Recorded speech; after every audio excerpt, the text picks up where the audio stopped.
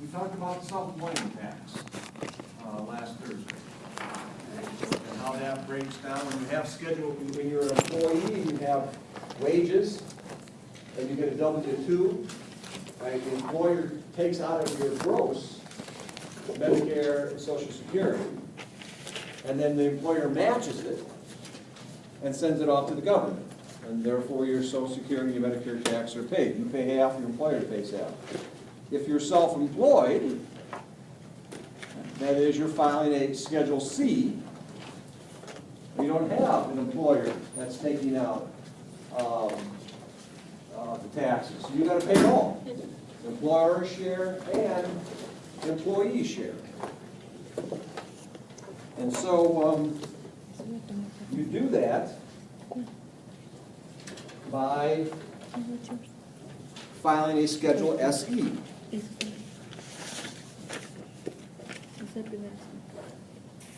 And Schedule E is a self-employment tax. That's a tax in addition to the income tax. Right? So you may owe zero income tax, but you may owe the self-employment tax. And so we talked about that, how it breaks down. 2.9% for Medicare, 1.45% employee, 1.45% employer, or the total, 1.45 times 2, 2.9 is if you're self-employed. Right? For Social Security, it's 6.2, 6.2.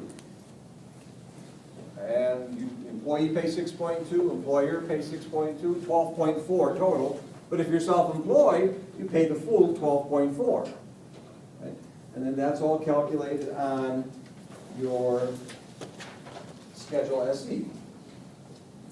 And we went through that, how that broke down, and then we have a problem to do. And I passed out the solution to that problem. Everyone has the solution now? Okay. And so let's do that.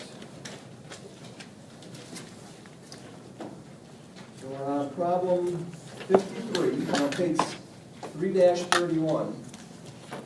Problem 53. It says determine the amount of self-employment tax due, assuming Lynette earned $30,000 in wages. Okay, so she's got W-2 income of $30,000, but she also had a side business. Files a Schedule C and made $20,000 from that side business, a Schedule C business, a sole proprietorship business. Okay, so again, they want to know what is the amount of the self-employment tax due. Well, you can use the formula I put up on the board, or I think it's better to use the form, because the form puts it all there, and it'll guide you to the exact number you need to have. All right, so we go to line 2.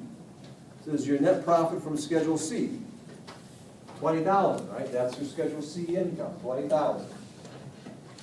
Now, if we had farm income, we had director earnings, other types of self-employment income, this would all go on lines 1A, 1B, once you add them all up, come up with a number, right? But we're working with Schedule C income. So our Schedule C income goes on line 2, which is then line 3. Remember, you take your self-employment income times 0.9235%, right? 0.9235%. And that gives you your self-employment income subject to the self-employment tax. So if I take 20,000 times 0.9235, which is on line 4A, right, so it's right there, I get 18,470. So I don't have to pay self-employment tax on the full 20,000. I only have to pay self-employment tax on 92.35% of that, or 18,470. So far, so good? Okay, what's line 7? Anybody? Max, that's right. That's the max that you'll pay on self-employment income or wages. you only pay Social Security tax on the first $117,000. Once you're over that, you stop. You don't have to pay anymore. You're done. Right? Now that changes every year. Every year it goes up. I think next year, 2015, will be $18,300 if I remember correctly. Don't worry about that. We'll worry about 2014. And it's $117,000. Okay, so once I've paid my self-employment tax, whether I pay it on Schedule SE or through wages, right? Then I stop paying Social Security tax on my earned income.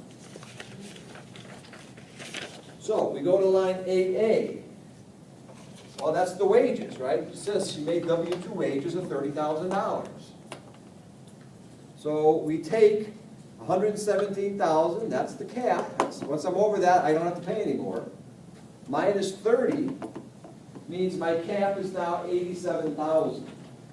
I only have to pay tax on Schedule C income, self-employment tax on Schedule C income of $87,000. Why? Why did I reduce the cap?